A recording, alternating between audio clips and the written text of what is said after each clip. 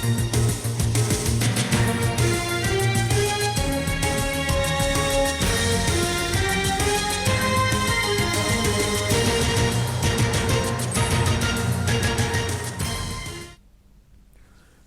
రాజకీయ పరిణామాలు మరో టర్న్ తీసుకున్నాయి.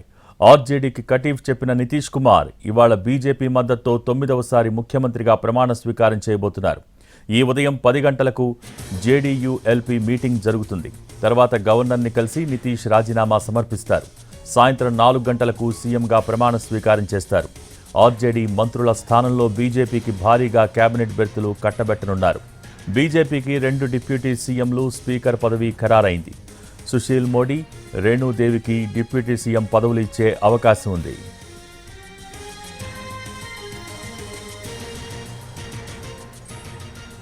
లోక్సభ ఎన్నికల్లో బీహార్లో సమీకరణాలు మార్చే పనిలో పడింది బీజేపీ. బీహార్లో ఉన్న 16% గుజరాతీలే లక్ష్యంగా కమలం చక్రం తిప్పింది. ఫలితంగా తిరిగి ఎన్డీఏ గూటికి వచ్చారు నితీష్ కుమార్. లోక్సభ బరిలో ఎవరెన్ని సీట్లలో బరిలోకి దిగాలన్న దానిపైన బీజేపీతో నితీష్ చర్చించినట్టు తెలుస్తోంది.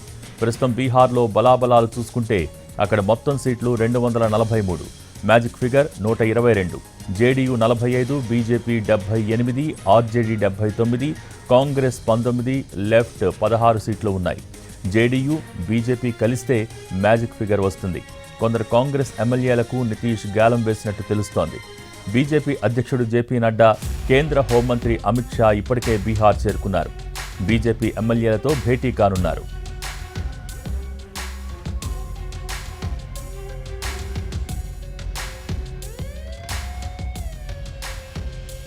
2000 సంవత్సరం మార్చిలో బీజేపీ సహకారంతో తొలిసారి సీఎం అయిన నితీష్ 2005 నవంబర్లో బీజేపీ సహకారంతో రెండోసారి ముఖ్యమంత్రి అయ్యారు. 2010 నవంబర్లో బీజేపీ మద్దతుతో మూడోసారి ముఖ్యమంత్రి అయ్యారు.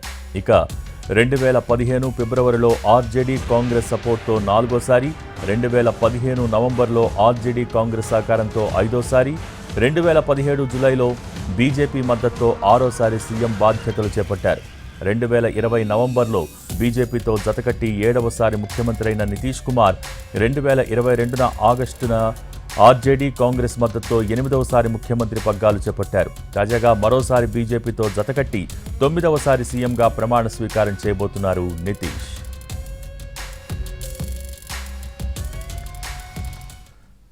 భారత రాజకీయాల్లో పరిచయం అక్కర్లేని పేరు నితీష్ కుమార్. కూటములు కట్టడంలో, అదే కూటములను విచ్ఛిన్నం చేయడంతో ఇండియన్ పాలిటిక్స్లో ఆయనను మించిన వారు లేరు. జంపింగ్ జపాంగులు నితీష్కి కొత్త కాదు.